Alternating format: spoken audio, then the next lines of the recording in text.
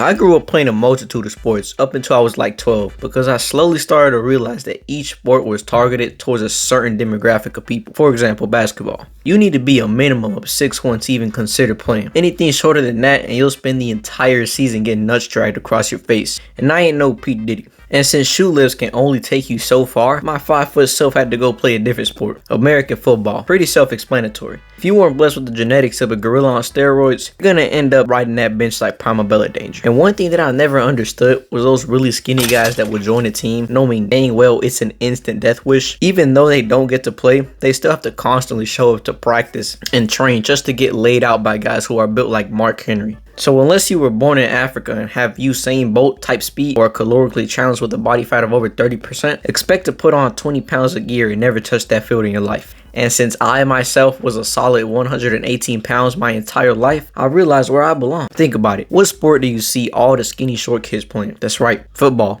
Now I was mid at every other sport I played, but I was a demon at football. Even as a child, I was goated in the little leagues. I averaged 7 goals per game. The kids there were so terrified by my presence alone, it got to the point where they would try to surrender, but since their parents paid $90 to write them up into the game, they had to play their hearts out. Now, in high school, I ain't gonna lie, through 9th and 10th grade, I wasn't the best. But my coach never really let me lock in and show off my talents because he was too busy getting sucked off by my other teammates for a starter spot. So unless you were like prime Ronaldo or jerked them off, you weren't playing. But eventually I got tired of sucking and riding the bench. So I got under his desk. Wow, dude. Yes. It was a G.I. Jane jump. Keep my wife's name out your fucking mouth. But when I really locked in and grind was when my bald-headed milk dud-eye coach replaced me with somebody named the Pest. Literally, his only objective was to pester anyone on the opposing team that had the ball. At this point, I felt like the coach really had something against me because I was better than bro by a long shot. I remember one time in particular, we had to get up at 5 a.m.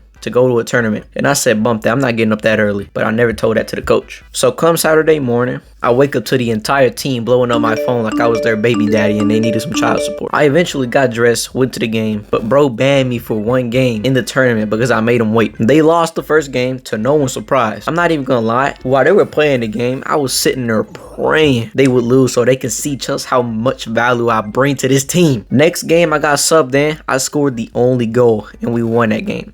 I'll never forget the look on my coach's face when that happened. Safe to say, I wasn't gonna play next year. But it was too late because I had already decided to get soccer lessons from CR7 himself. So come next year, I showed up to the tryouts. I broke everybody's ankles, scored 3 goals. I waited till the coach told me I made a team, and I quit along with 2 other of our best players on the team. And after that, their season just went downhill. They didn't make it to state. They didn't make it to districts. It just didn't happen. After that, I ended up getting into the gym, and that's how I became C-Bum and ended up with Georgina. If you're wondering why I didn't go pro, it's because I didn't have hundreds of $1,000s to spend on academies. But hey, if you want to go pro, you're not playing in clubs by high school, give up on your dreams. Peace.